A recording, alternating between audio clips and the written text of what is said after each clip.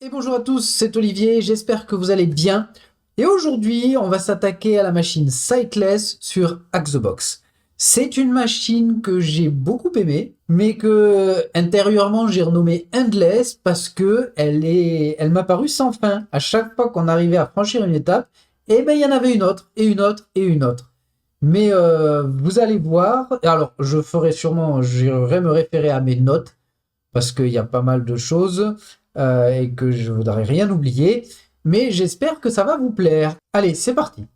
Donc, on a son adresse IP.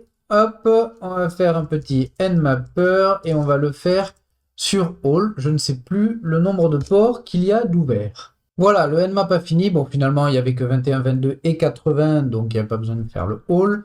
On voit ici que la machine s'appelle Sightless.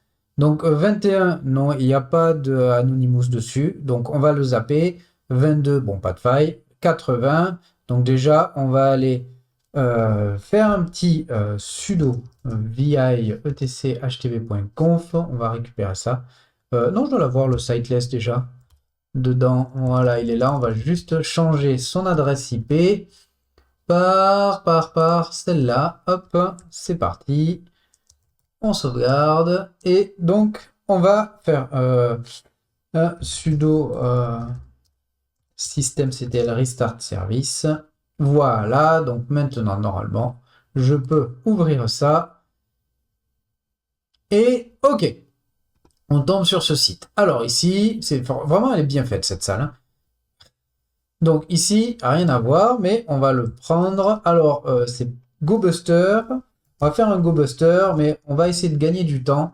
On va pas le faire sur du dir, on va le faire sur du... Attendez, hop. Tiens, d'ailleurs, hop, on va faire ça. GoBuster Virtual Host. Voilà. Sightless, bah déjà, c'est déjà mis. On va juste virer ça. Discovery. Web. Est-ce que ça marche avec le common? On va utiliser un raft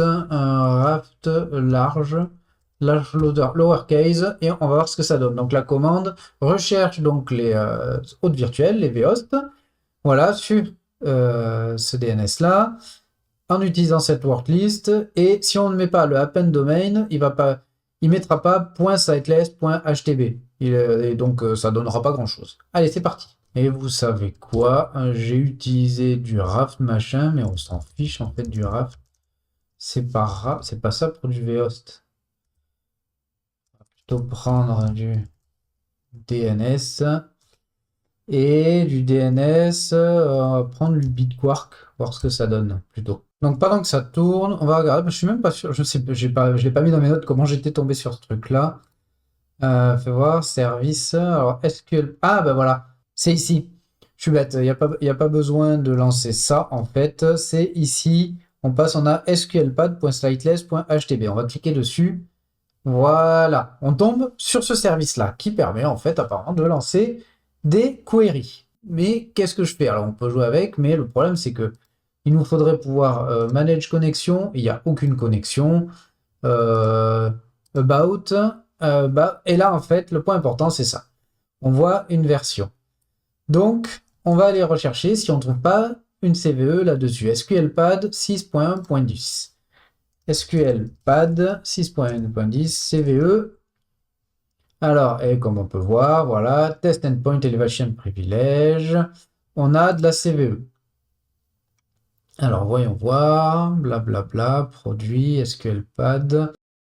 Où est-ce qu'on peut trouver, hop, qu'est-ce qu'il dit celui-là? Une vulnérabilité d'un exploit affectée à une fonction inconnue de test endpoint à cause de la manipulation, identifiée comme CVE machin. L'exploit est déposé en téléchargement sur...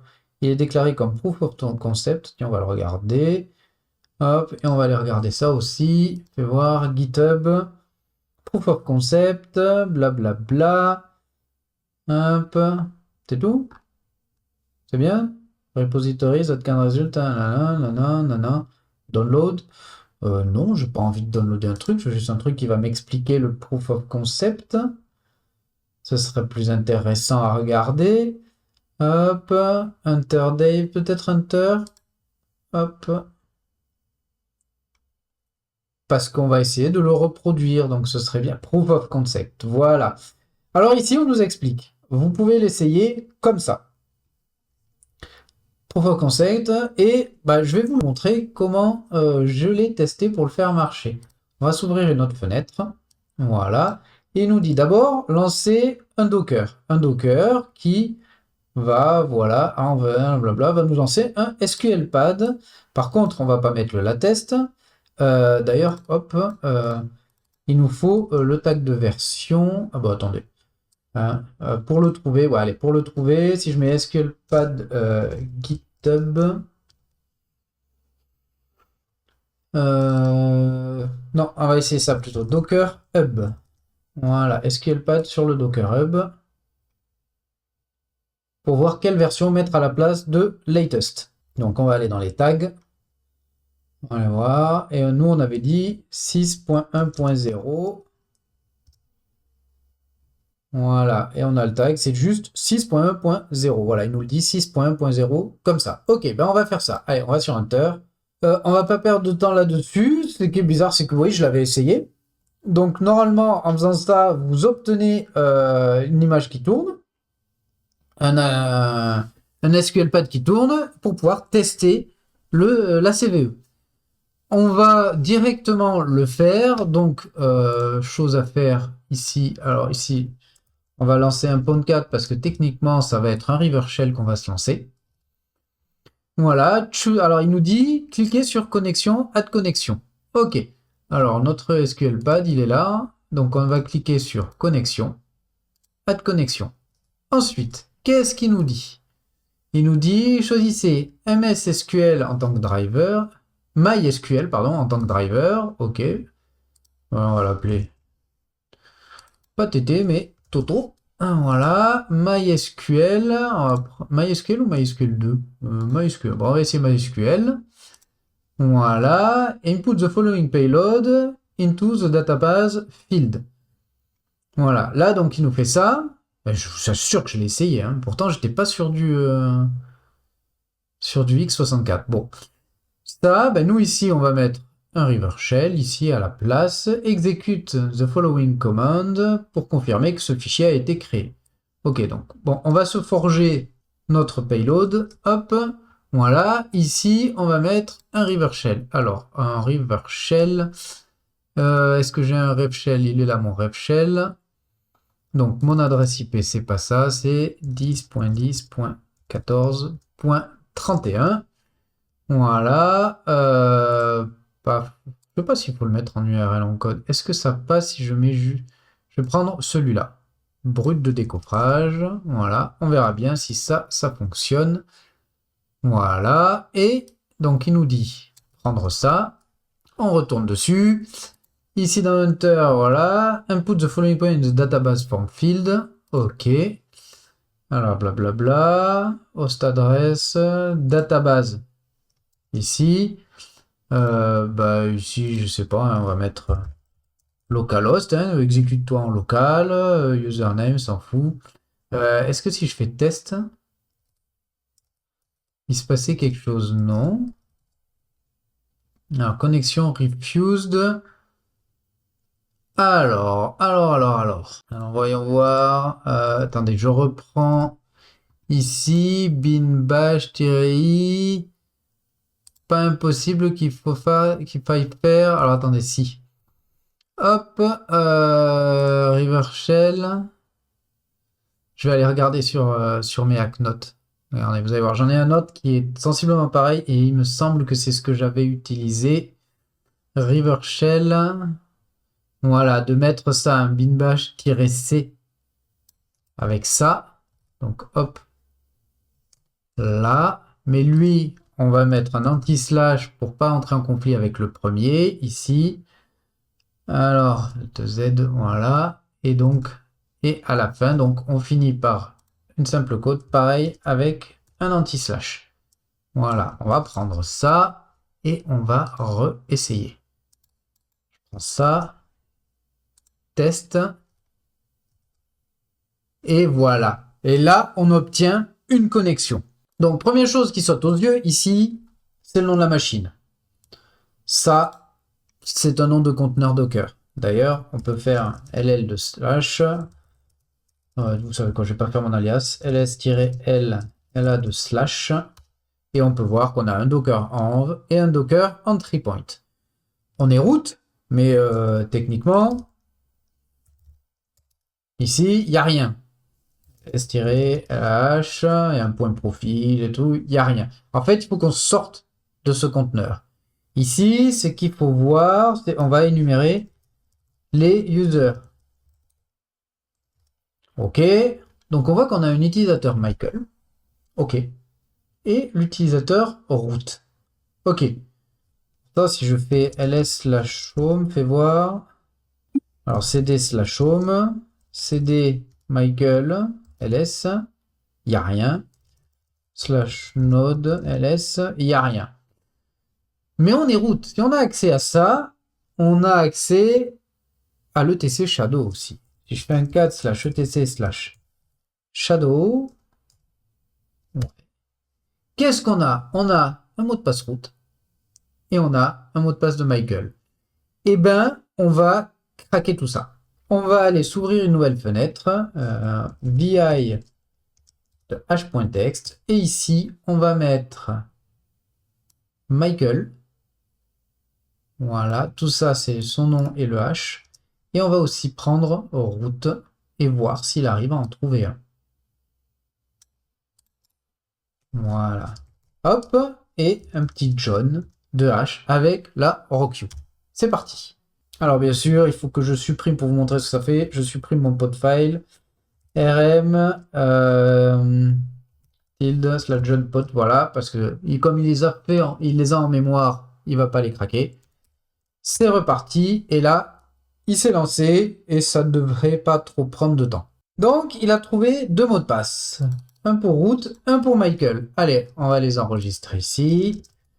Voilà, donc, s'il y a deux mots de passe, on va en tester. Ben, on sait qu'il y a eu un utilisateur Michael, et ben, SSH, Michael sur slate HTB, et on va essayer avec ce mot de passe. Et ça passe. Voilà, on est Michael. Et donc, wc-c user.text, c'est bon, on a notre premier flag. Donc là, deuxième phase de numération. Alors ça, on n'en a plus besoin. Parce que maintenant qu'on a notre point d'entrée via SSH, c'est bon. Voilà, donc maintenant, petite énumération. Alors ici, qu'est-ce qu'il faut voir? Déjà, ss- la putain, on voit qu'il y a différents services qui tournent actuellement sur la machine. On va faire une grep sur listen. Voilà. Alors attendez, je peux peut-être. Ce sera plus joli si je fais ça.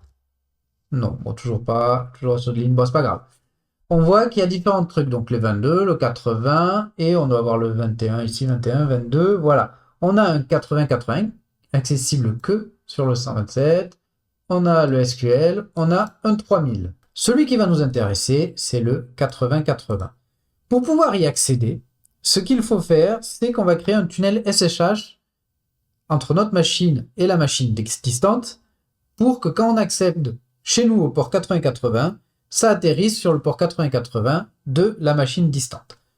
Pour cela, comme on a un mot de passe de Michael, on peut l'utiliser. On va faire un SSH-L 80-80 de chez nous, vers où? Vers le localhost de la machine temps sur le port 8080 avec Michael, et on va prendre l'adresse IP. J'aurais dû la sauvegarder cette adresse IP. Hop, je vais la mettre dans mes notes. On va la mettre par là. Voilà, comme ça, ce sera plus simple à copier-coller. Hop, comme ça. Là, il va nous demander le mot de passe de Michael. Allez, yes. Qui est ce truc-là. Voilà. C'est-à-dire que maintenant, à partir de mon Firefox, alors je vais me mettre là, si je fais un http localhost 2.8080, et ben c'est redirigé sur la machine distante, domaine not configured. Ah oui, pourquoi? Donc là, c'est pas bon. En fait, on va aller regarder quel service on doit accéder sur Sport 8080. Parce que là, si je fais un curl de http localhost 2.8080, localhost, non, je croyais que ça aurait marché. Oui, c'est étrange que le curl ne marche pas. Bon, c'est pas bien grave. On va aller dans cd/etc/apache site, les sites qui sont activés sur la machine. Et donc ici, on a quoi? On a le SQLpad, mais on a aussi un truc qui s'appelle Froxlore. Donc Froxlore, par exemple, si je fais un cat de celui-là, rien d'intéressant. Enfin, plus ou moins. Celui-là, cat, où est-ce que c'était? Voilà, là on peut voir, tac tac, là on voit un web 1. En fait, ce que ce message veut dire, c'est que j'y arrive dessus, mais pas avec le bon domaine. C'est-à-dire que localhost n'est pas un domaine reconnu par le service derrière, qui est Froxlore. Donc, il faut que j'arrive avec le bon domaine. En fait, pour cela, j'ai changé un petit détail. On va le faire. C'est-à-dire que je suis allé là-dedans, et au lieu que Slideless pointe sur la machine distante, je l'ai fait pointer chez moi. 0.1. Voilà, on va faire un petit restart. Voilà. Ce qui fait que maintenant, si je pointe sur le nom de domaine slideless.ftb, ça va tomber chez moi en local. Mais comme le port 8080 est dirigé vers la machine distante, ça va repartir sur la machine distante. Donc normalement, non pas slide, slideless.htb. Est-ce que ça peut marcher comme ça? Alors attendez, retournons là-dessus. 4 étoiles. Non, 4 étoiles. Non. Ah oui, mon étoile, elle marche plus. Ah, super, je vais savoir pourquoi. Alors, où est-ce qu'on a ici? Donc, on a tous nos fichiers. On a un web 1. Mais lui n'est pas intéressant. Ça servira peut-être plus tard. Est-ce que c'est la page? J'ai ici un SQLpad. 127 80 80. Là. Admin. Voilà, c'est celui-là. Là, on a un admin.slideless.htb.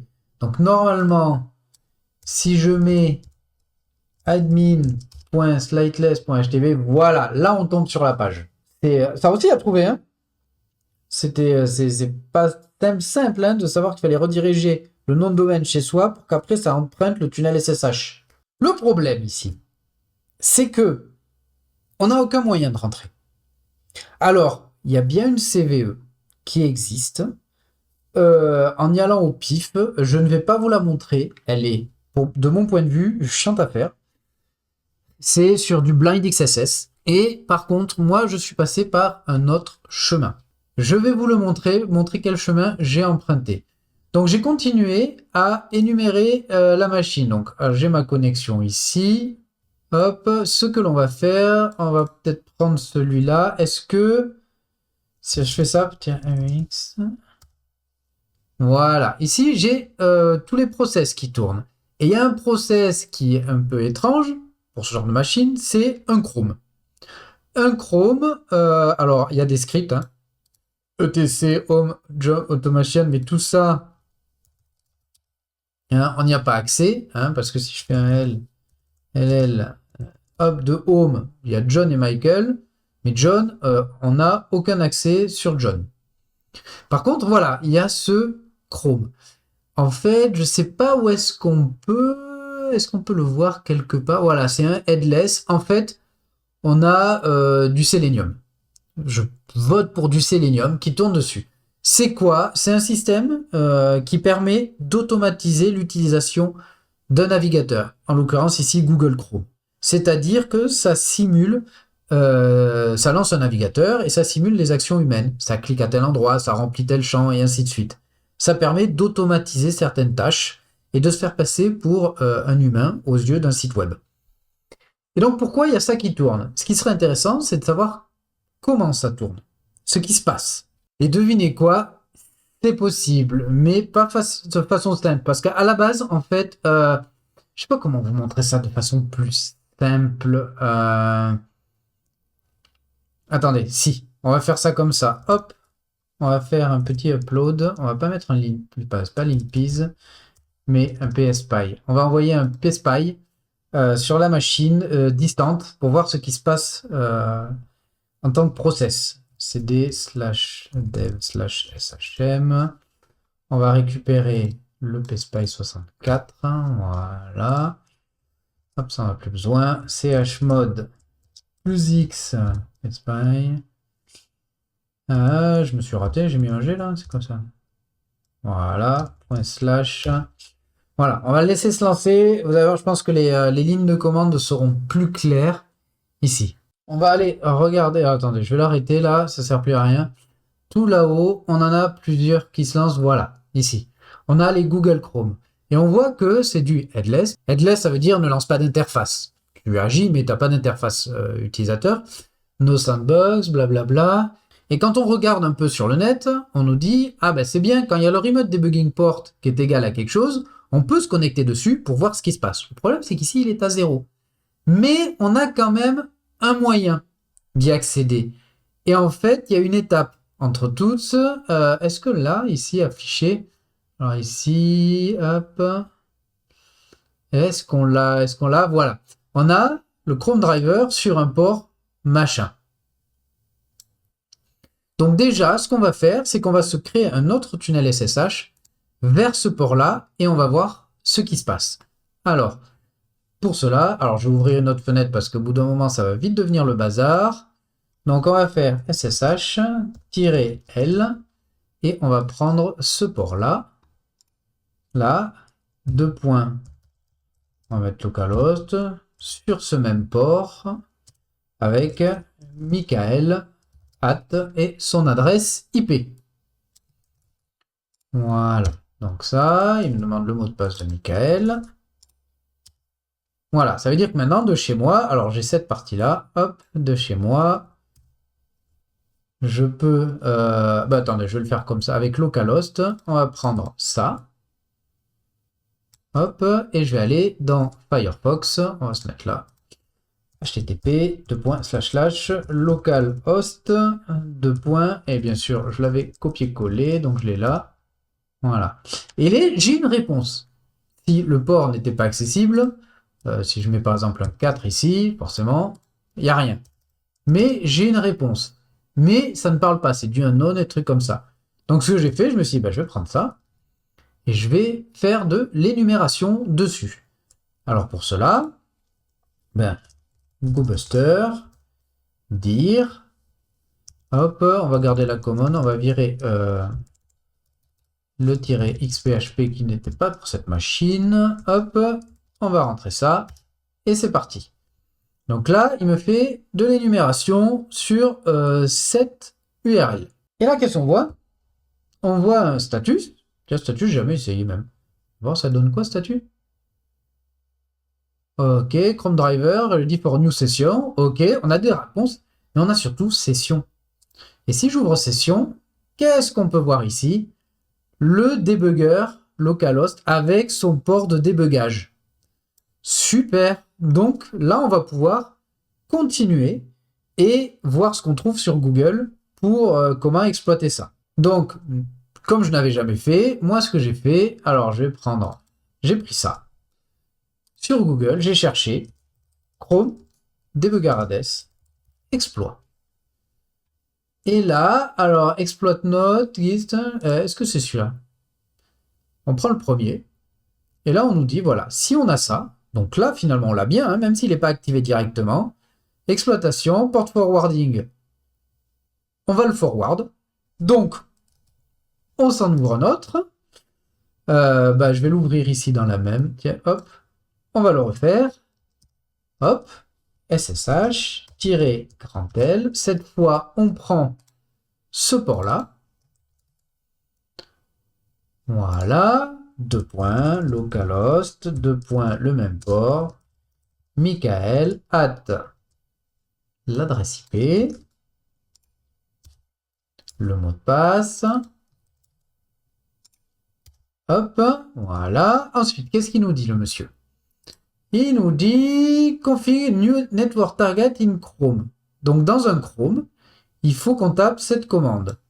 Donc, on va aller ouvrir un Chrome. Alors, ici, un Chromium, hein, parce que je n'ai pas installé Chrome, j'ai juste Chromium. Voilà, et on va taper cette commande. Et là, on tombe sur une fenêtre un peu particulière. OK. Ensuite, c'est configure at the right of discover network target et rentrer le localhost machin. OK. Configure localhost, deux points, et on avait dit donc le port c'était celui-là. OK. Done. Et quand je fais ça, j'ai des trucs qui apparaissent ici. Et on voit que j'ai un Froxlore. Voilà, blablabla. Si je fais inspect, j'ai une nouvelle fenêtre qui s'ouvre et on voit une fenêtre et des actions qui se font. En fait, on arrive à voir ce que l'automatisation du Chrome fait. Et donc avec ça, on se dit, il y a une personne, la personne, elle rentre des informations d'identifiant. Et bien, on va essayer de les récupérer. Donc, par contre, il va falloir aller rapidement parce que vous voyez, il se déconnecte et tout ça. Donc, on va aller attendre qu'il se connecte et on va récupérer le poste qui va être fait. Attention, voilà, c'est celui-là. On a le payload, c'est ça. Ah, raté. Et on va le récupérer en faisant un CTRL-C. Attention. Attention, ça va revenir. Voilà, ça, le payload, je prends ça. CTRL-C. Voilà, et donc normalement, si je vais là-dedans, voilà, j'ai mes infos. Admin, for, lore, prox, admin. Ok. Donc, cette fenêtre, j'ai plus besoin. Voilà. Et ben j'ai des identifiants de connexion pour Froxlore maintenant. Donc, je retourne dans Froxlore. Admin. Et on va voir. Hein. For, lore, prox, machin.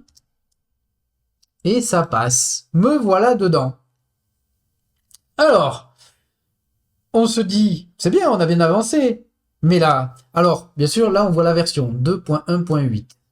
Le truc que je pense, le intended way, le chemin qu'il voulait qu'on utilise, si je tape Froxlore, hop, CVE, CVE system, log cross-site scripting, ouais, je pense que c'est ça, commande d'injection. Je pense que c'est ce truc-là qui, en fait, fallait arriver à exploiter. Version internet, tu importes setting secure. Voilà. En fait, cette commande, c'est une commande au niveau du mot de passe qui nous permettait de nous créer un compte, de faire créer un compte admin. En fait, voilà. L'explication, c'est du blind XSS. Donc, on injecte de l'XSS. Et en fait, d'où le Chrome derrière qui tourne, c'est parce que ce XSS est exécuté que quand un admin regarde les logs. Ce que, on a vu, c'est ce que l'automatisation de Chrome faisait. Il regardait des logs. Et c'est à ce moment-là que le XSS est exécuté. Et ça permet de se créer un compte. Je sais pas si on l'a marqué quelque part. Voilà. Mais c'est ça la faille. Et pas envie. Je l'ai tenté une fois, je me suis dit ça va être pénible. Et ça m'a permis de découvrir comment arriver à choper un port pour regarder ce que faisait le Chrome. Donc voilà, donc on est là. Là, c'est pas fini. Il y a encore quelques étapes. L'autre étape, c'est quoi? C'est qu'est-ce qu'on avait vu au début dans Nmap? Ah ah! Est-ce que je l'ai toujours, moi, le Nmap, quelque part? Celui-là? Non, ça c'est quoi? Ah ouais, c'était le Docker, ça, on s'en fiche. Où est-ce qu'il est? On va essayer de voir. Est-ce que je l'ai tout en haut, mon Nmap? Ah, je ne l'ai plus, je l'avais fermé. En fait, il y avait un autre port qui était ouvert chez Nmap. Et cet autre port, c'était le FTP. Froxlore permet de gérer des sites web et des sources. Je sais pas où est-ce qu'on l'a, customer, trafic, système. Si je fais système configuration, on peut voir, voilà, il peut générer du HTTP, gérer du DNS, du SMTP, du mail et du FTP. Donc, après quelques recherches là-dedans, comment modifier un truc, parce qu'il y a une faille pour du pur FTP, où en fait le fichier de configuration est en 644 et pas en 600. Donc on aurait pu aller le regarder. Le problème c'est que c'est du Pro FTPD et pas du pur FTPD qui est utilisé, donc ça ne marche pas.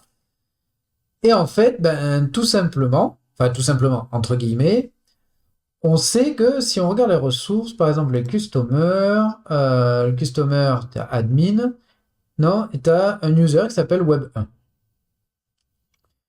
Si je clique sur Web1, je l'impersonnifie. Je peux voir ce qu'est Web1. Et là, on voit qu'il a un service FTP qui tourne. Il a un service FTP, mais on ne connaît pas son mot de passe pour s'y connecter. Et en fait, ce qu'on va faire, c'est qu'on va changer son mot de passe. Comme ça, comme on aura c'était un nouveau mot de passe, on pourra se connecter sur son compte FTP pour continuer notre box. Alors, j'ai perdu pas mal de temps là-dessus parce que par des formations professionnelles, j'ai toujours une appréhension de changer une information et de ne pas pouvoir revenir à cette information avant. Dans la vraie vie, je ne peux pas changer un mot de passe comme ça, parce que sinon le client il va se plaindre. Alors qu'ici, bah, c'est un CTF, il ne faut pas hésiter. Donc ici, voilà, j'ai un username web1, blablabla, et set a new password. Ok, ben on va le modifier. Kikou 1, 2, 3. Save. The specific password, please contact. Ok. Donc ouais, on va utiliser avec un K majuscule, Kikou 1, 2, 3, save, et ça passe. Donc maintenant, j'ai le compte FTP de machin avec son bon mot de passe. Donc, ben on va essayer ça. Hein. On va aller s'ouvrir, allez, une autre fenêtre, et on va faire un FTP Web 1, voilà, sur l'adresse IP. Alors, qui est, c'est où c'est là? Ici. Ok. Et qu'est-ce que ça va donner? Connected. Ah, c'est cool. Connected. On attend. Login failed. Pro FTP server, là. Et là, on a ce truc-là. 501 SSL TSS required on the control channel. Ok, donc il nous faut une connexion FTP sécurisée. Là, bien sûr, je me suis embrouillé les pinceaux. J'ai voulu faire une connexion SFTP. Eh ben non, c'est une connexion FTPS qu'il faut faire. Donc, pour cela, alors, on va quitter ça. Et hop, on va aller regarder, faire une connexion FTPS. FTPS. Voilà. Est-ce que juste en tapant ça... Alors attendez, c'est pour vous montrer en fait comment on arrive à un truc comme ça. Si je fais ça... Login fail, in exchange, how to connect, serveur FTP, FTP return 550. Peut-être que là-dedans, voilà, FTP, blablabla, le mec il dit required, is call, unrelated to SFTP, subject issue using LFTP. Voilà, donc maintenant il faudrait savoir comment on utilise LFTP. Et pour cela, j'avais trouvé... Où est-ce que c'était chez qui que je l'avais trouvé? Hop là. Check FTP settings. Donc, on avait dit LFTP. Et donc, j'ai fait LFTP. Plutôt. Client LFTP, tutorial Linux with example. Voilà, blablabla. Hop. Comment on se connecte avec du LFTP? Donc on fait LFTP, la connexion FTP à la machine, puis on tape login, or username, or password. Ok, bah on va faire ça. Allez, je crois que c'est pas exactement ce que ça avait fait, mais on sait jamais. Donc LFTP, bien sûr, sudo apt install LFTP si besoin.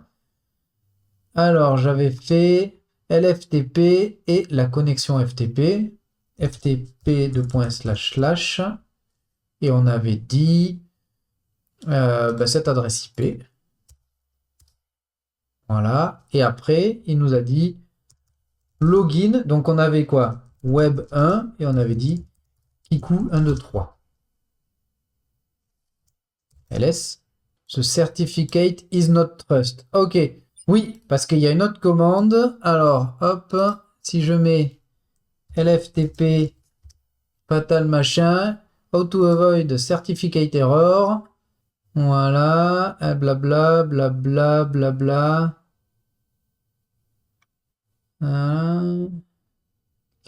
Le monsieur nous dit comment. Il y avait une commande simple à faire. Voilà. Hop, je sais pas s'il faut faire based on the putting the. Voilà, 7. Je vais essayer juste de taper ça. Et on va voir ce que ça donne si je fais ça. Donc non, on va faire un 7. Voilà. Et maintenant, si je fais ls. Voilà, ça passe. On a accès à la machine. Pas simple, hein? Pas simple, pas simple. On a accès au FTP du monsieur. Donc, une fois qu'on est là, cd go access, ls, cd backup, ls, et là, on voit un database.kdb. Donc, get database.db, on le récupère chez nous. Et donc, si je regarde, ll, oh, il a dû me le mettre là-dedans. Alors, attendez. mv database dans /temp /. Donc, on a récupéré database.db. Hop. cd /temp /sitelist. Et on a un database.db. Ok. C'est un bon début. Donc, ça, on n'en a plus besoin. Donc maintenant, on a une base de données. Ok, de qui passe. On va essayer de l'ouvrir. Qui passe XC. On va ouvrir qui passe XC. Voilà. Et on va aller ouvrir la base de données. Je sais pas. Non, attendez, on va faire autrement. Database. Voilà. Le problème, c'est qu'il me demande un mot de passe que je n'ai pas. Donc, on va le craquer.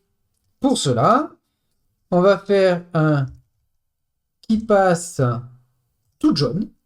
Voilà. On met notre database. Voilà. Donc, si je lance ça, ça nous donne un truc bizarre. Donc, ça, on va le rediriger dans for John.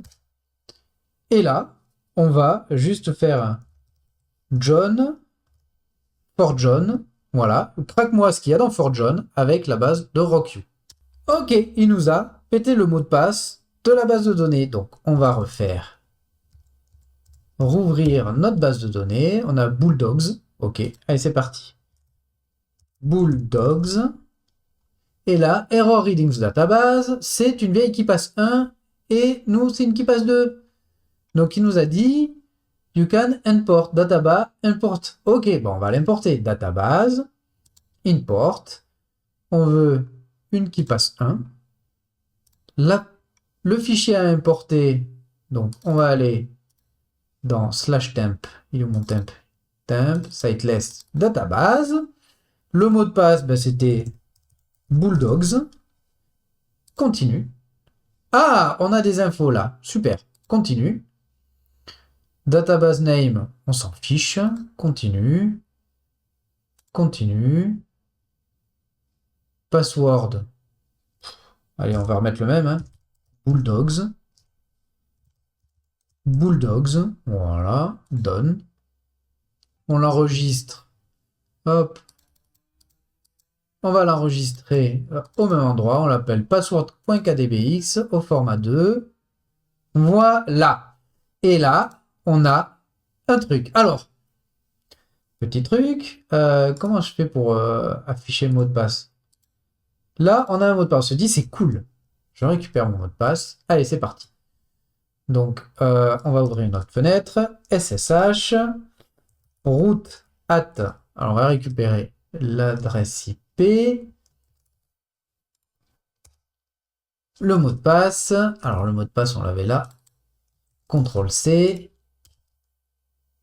Et... Non, ça marche pas. Ah ben merci alors. Bon, qu'est-ce que je fais? Ben en fait, là si je vais dans Advanced, j'ai un fichier RSA. Là aussi, petite subtilité. Je vais faire save de mon fichier RSA. Je vais me le mettre dans Siteless. Voilà. Alors fais-moi voir ça. Hop, il est bien 600. Voilà. Donc, je reprends ma commande route et je mets -i IDRSA. Loading key IDRSA error in libcrypto. Non mais c'est pas possible. Et mais franchement, c'est des petits détails. Mais il y en a une qui marche là. Je vais vous montrer comment ça marche. On va juste faire un VI IDRSA. Petit D grand G. Et on va ouvrir ça. Et on va juste faire un copier-coller de ça là-dedans. Voilà. Et juste en faisant ça... Non, t'as plus? On va y arriver. Donc on va faire un RM du IDRSA. VI IDRSA. Je copie-colle mon truc. Je vais mettre un entrée à la fin. chmod 600 IDRSA. Et là, ça passe. Ah, je vous jure. Alors, tenez, ça passe. LL. Donc, je pense que je fais un wc-c route.txt. C'est bon, on a accès. Voilà, on a la machine. Juste un truc à tester quand même. RM IDRSA. Si je fais un save de ce truc-là, je le remets. On est au bon endroit là. On siteless. Voilà. Donc là, normalement, ça marche pas. Je fais un VI du IDRSA. Je vais au fond. Je rajoute une ligne. Non, ça marche pas. Faut vraiment faire RM IDRSA, VI IDRSA, copier le contenu. Je sais même pas si un entrée à la fin est suffisant, est nécessaire ou pas. chmod 600 IDRSA. Et là, ça passe. Voilà. Et donc, une fois qu'on est sur la machine, là, on est route et on peut s'amuser à aller voir ce qu'il y a. Vous voyez, il y a des scripts. Les scripts, tu as un script de cleanup pour le SQL pad. Voilà, cat default. Voilà, bon, il reset tout. Hein. Voilà, si, il y a cd/home/john. Voilà, où il y a dans automation. Voilà, administration, check, il y a le Chrome driver, cat, administration. Bon, voilà. Pas de tout repos cette salle, mais hyper intéressante. Mais à chaque fois, il y a des petites étapes. Donc, voilà. Bon, ben, j'espère que ne pas avoir été trop long sur cette vidéo et que cela vous a plu. Et je vous dis à très bientôt. Tchuss!